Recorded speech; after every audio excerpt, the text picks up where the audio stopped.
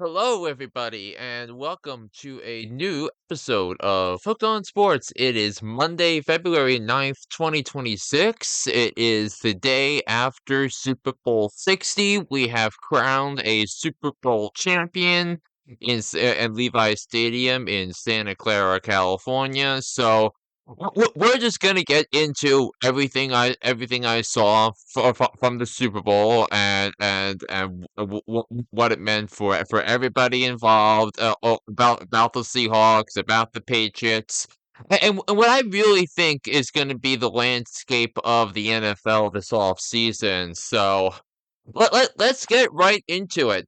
And the your Super Bowl champions are the Seattle Seahawks. I mean, that was a much easier pick than I thought it would have been. And in this Super Bowl, this was all about the defense. It was all about the redemption story for Sam Darnold.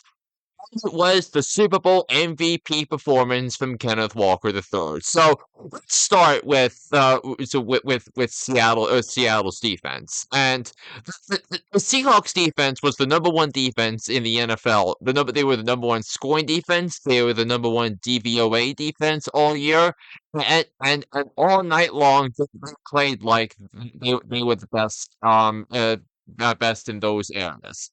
And it was really, and it was obvious from the get go after the first Patriots possession, where the Seahawks were sending waves and waves of blitzes towards overwhelmed Patriots offensive line, and all the different looks and all the different safety blitzes, corner blitzes, that they all pose problems during meaningful portions of the game for Drake May and the New England Patriots.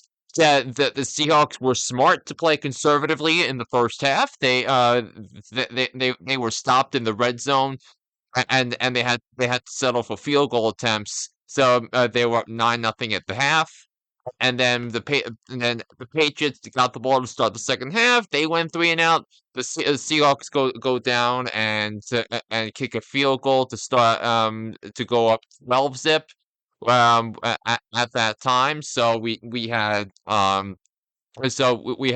So that took up it gets us to the midway point of the third quarter, and the Patriots were simply couldn't do anything on the ground. Drake May was missing targets. So that he was holding the ball on too long, and it wound up being not enough time for the Patriots offensive line to hold up. So yeah, this was a dreadful performance by the Patriots offensive line in Super Bowl 60. But then the Seahawks finally scored a touchdown after after Derek Carr forces a strip sack fumble recovered by Byron Murphy, set them up inside field goal range of the Patriots. They finally score a touchdown 5 plays later when Sam Darnold finds A.J. Barner for a 16-yard touchdown. And then immediately after, the Patriots wind up scoring their first touchdown and said, not quite over yet, but it still felt like Seattle was in firm control of this game the whole time. And look, Seattle just dictated the terms of pace through their next Patriots possession. Drake May tries to find um tries to find Kyle Williams, but was intercepted by Julian Love. He was which set up a Seattle field goal to put them up 22-7. Next Patriots possession, so Drake May throws another interception. He was surrounded by a lot of defenders. It was originally a fumble recovery touchdown from for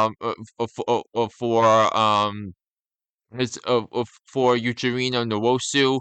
But it was later scored a interception return touchdown, and then Seahawks were up 29-7, and the final score was 29-13. So why was Seattle the obvious pick all along?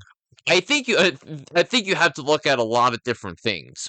First of all, the roster construction, and I kept banging the drum on John Schneider throughout this postseason, and really throughout the course of the second half of the season, when it was clear that Seattle was going to be one of the teams to beat in the NFC, and if they were the team that was going to go to the Super Bowl, they were going to win the Super Bowl. And and it was not just building brilliantly through the draft. And there were some notable names that they built through the draft. Nick Emmanwori, he played a role. Derek Hall, their second round pick 3 years ago, had 2 sacks. Byron Murphy, their first round pick in 2024, he had 2 sacks. And Devon Witherspoon had a good game, I thought, as well. And also you also have to look at the brilliant acquisitions they made on defense. When you're looking at trading for Leonard Williams to bolster the run defense, and signing Demarcus Lawrence to bolster more of the defensive line in free agency. The Seahawks also drafted AJ Barnu, who caught a touchdown. He drafted the Super Bowl MVP Kenneth Walker, who he had 27 carries for 135 yards, which was the most in a game, I believe, since in 28 years, when Terrell Davis won the game MVP. I believe that was the last time someone ran for that many yards. And then also the drafting of Sam Darnold was brilliant, as well. Rashid Shaheed, that trade. Shaheed did not play as big a role in the game as I thought it was going to be. I mean, the Seahawks tried to stretch the field a couple of times. Yeah, to get Shaheed involved. He had just 2 catches on 5 targets of 27 yards, some, but really, the Seahawks offensive line, and I think particularly the right side of the offensive line, that was really the biggest question mark on the roster. So, but the play of right guard Anthony Bradford, and right tackle Abraham Lucas, and really left guard Gray Zabel as well, and then Charles Cross, they passed the test with flying colors. They got Kenneth Walker some running room. That they moved the chains. They wore down New England's defense, and they never let the Patriots do the things that they had set themselves out to do, to potentially pull off an upset win. And I also and you also have to look at the at the genius of John Schneider as well. Not just who he's drafted, and he's been going out for so long, traveling all across the country to scout for the draft and finding the right pieces, and putting them in place. But it was also the timing of the decisions, when trading Russell Wilson, and when they traded Russell Wilson, trading Geno Smith, and when they traded Geno Smith. So, choosing Sam Darnold, to try and get him away from, uh, prove himself away from Kevin O'Connell's offense last year. So that is such a brilliant job of roster construction by John Schneider. And we also saw a nugget of domination, that I saw. I was waiting hoping to see find a drop somewhere, but I wound up doing it. But Marcus Mosher, of host of the Locked On Cowboys and Locked On Dynasty podcast, so he came gave us a list of the Super Bowl winning running back, and how much it meant to the team's overall cap hit. And in the last 12 years, the highest cap hit percentage of any Super Bowl winning running back over the last 12 years was Saquon Barkley at 1.5%. Now, it should be noted that the way the contract of Saquon Barkley was structured was that the deal was loaded, and the cap hits would be slower, and yeah, and how you've always been structured that contract. Like Kenneth Walker was worth his cap hit was 0.9% of the team's overall cap hit, because remember, this is the last year of his rookie contract. He is a free agent at the end of the season, and he'll be the most sought after running back in free agency. If a team doesn't get him in free agency, they'll have access to what I think is a really good running back class in the draft. But John Schneider nailed it all along, and I'm just happy about that at all. Now, my coverage and my pick on Friday. It was remember, I picked 26-16 Seattle, so I was right on the terms of the number of total points. This all of them, but my pick was more pro Seattle, but rather than anti New England. This was more all about Seattle, and what they were able to do, and it was clear. Since the middle of the season, the Seahawks were one of the two best teams in the NFL. The other team happened to be in their own division in the Rams. They wound up splitting the season series in the regular season. The two teams met again 2 weeks ago in the NFC Championship game. That was a fantastic game as well. It was one that the Seahawks held on. They got the big stop late on Stafford and the Rams on third and fourth down with 5 minutes left in that NFC Championship game. So you had that, and it was just they were just young, physical, and they were a much more prepared team, and much more equipped to play than the New England Patriots.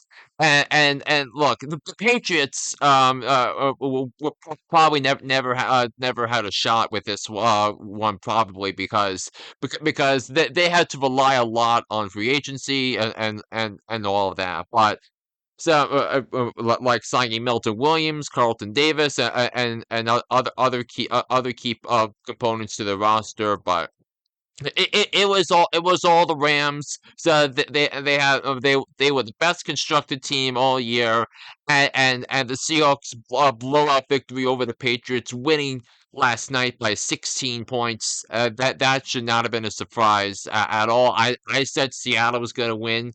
I believed it was going to be between 7 and 14 points. It wound up being by 16 points, and the Seahawks are a deserved champion, and one of the better defensive teams that I have seen. And remember, and this was a Seahawks team that just 12 years ago, the entire personnel on the team, all the coaching staff, and the players, they were all completely different. All of them were all gone. They were completely replaced, and they won a Super Bowl championship for the 12s 12 years after they won their first one in the 2013 season. And now in the 2025-2026 season, the Seattle Seahawks are the NFL champions.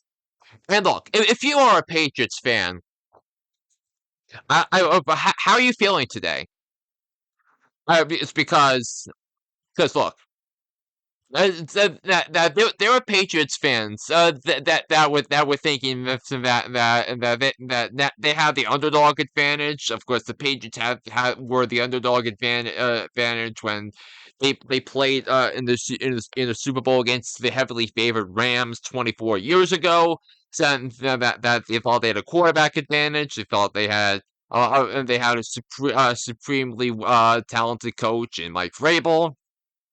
And it turned out that playing against the Chargers with a bad offensive line, playing a Texans team so in a wind driven rain with a bad offensive line, and then playing in the AFC Championship game with Denver being without their starting quarterback. That turned out to be a luck in the draw for the Patriots, but the Patriots out executed their way to the Super Bowl, but they got outclassed out of Super Bowl 60. Look, there are, there's no way you can consider the Patriots season a failure because they won the Super Bowl. I mean, they were not supposed to win the division. I picked them to make the playoffs, but they weren't supposed to be better than the Buffalo Bills. They weren't supposed to be better than Baltimore or Kansas City or Houston or Denver or the Chargers, and the Patriots wound up doing the things they needed to do in the offseason, having a great offseason program, so demanding respect and accountability with the roster. And they flipped over half of their roster, which wasn't conducive really for them to win against an elite team like Seattle last night. But the Patriots season, despite losing by a lot in the Super Bowl, should be seen as nothing less than a smashing success. They have a culture builder in Mike Vrabel. They have a quarterback a quarterback with promising future in Drake May. Now the offensive line play is going to have to get a hell of a lot better if the Patriots are going to compete against the conference that's going to be good. That's going to be trying to take them down in 2026, and that's really where things stand if you are a fan of the New England Patriots with that, but still. So but it is it was like when the Patriots clinched their win over the Broncos with that run by Drake May to get that first down to run up the clock, and I was saying like, oh my gosh, the Patriots are going to the Super Bowl, but wow, what a tremendous season! Nothing to be ashamed of. You have a lot of salary cap space going into the off season. Now you know what you need to do to go and be a much better team in 2026, and one that's more equipped to win a Super Bowl and go toe to toe with a team like Seattle. And if you're looking really at what the NFL landscape is going into this off season, that you got to look right now at the NFC, and and I think and with the announcement that Matthew Stafford made at the NFL Honors the other night, announcing that he would be coming back for the 2026 NFL season. It should be noted that there for there that so that you might have to look at the Rams and the Seahawks being contenders. We want to see what it's going to be like in the with the Bears or because I could see the Bears, but the Bears roster was mainly constructed with trades and free agency. So we'll see if we'll see about that. Are the Lions going to be able to bounce back this year? Doesn't necessarily look inspiring by any means for the Lions. So, are Green Bay? What are we going to see from Green Bay, Minnesota? Are the Giants primed to take a big leap forward with John Harbaugh? I could certainly see that to be the case. And then really then what's going to be on with the NFC with the NFC South because you could you have I don't think Carolina is gonna go back to back this season in terms of winning the NFC South. I could see a team like Atlanta who needed upgrades at head coach and offensive coordinator and defensive like an offensive coordinator. And but now the Falcons were hit with the news of James Pierce domestic violence issue. That could potentially be a fatal blow to James Pierce's NFL career. So we're gonna see what transpires with that. I think the 49ers are going to take a step back next year. And well, because they had a fun season, but they had a pretty easy schedule as well. So we could very much see the NFC running through Seattle again next year, based upon how the roster is constructed, and also Seattle has a lot of cap space. So because most of their key players were added, through John Schneider's drafts the last few years. So I think it's going to be awfully difficult to take down Seattle next year. And I think the good thing about looking at Seattle's schedule because the Seahawks will be hosting the NFL kickoff game the Thursday after Labor Day, and they have a great list of candidates that they can play to open up the season. Now, the Rams and the 49ers will be playing a week 1 game in Australia in September, so it takes their division rivals out. So if you have that, you have a great list of candidates. Because you can go for the Super Bowl rematch right away with New England. They're a team that's going to Seattle because they're the same place finisher in the interconference, and it's the AFC and it's that division's turn. You have the same place finisher, a home opponent in the Chicago Bears. I mean, because the Bears were a big draw this year, because of Caleb Williams and Ben Johnson. Cowboys are also one. That's a big draw. You get the Chiefs. Obviously, we'll see what the makeup is going to look like and what the league expects predicts will happen with the Kansas City Chiefs when the Thursday after Labor Day rolls around, but not as likely as maybe the Bears or the Cowboys. So the Chargers are also another candidate. The Cardinals, but I don't think they'll do that. And then another team could be the Giants if the NFL believes the Giants are going to be competitive this year. Maybe it's the Giants. Maybe the John Harbaugh era is baptized with fire, having to play the defending Super Bowl champs to open the season when they raise the banner there. So you have all of those candidates are there as well. So I think the NFC outside of the Rams and Seattle, I think looks like a big jumbled puzzle as to trying to figure out the balance of power through some of those other divisions. So I think it's going to be some great stuff all the way around there for everyone involved in with the Rams and the Seahawks. And then you look at the AFC. I said so that we wonder how all these coaching changes are going to impact the disruptions of culture in Buffalo, Baltimore, Pittsburgh. So among other places. Could the Chargers take a step up next year with Mike McDaniel coming in to be the offensive coordinator? I think that could be a legit possibility. Could they score more than 450 points next year? I could certainly see that. I do think the Chargers will need to add a wide receiver in the draft. I think the Chargers should consider trading up for a wide receiver in round 1, whether it's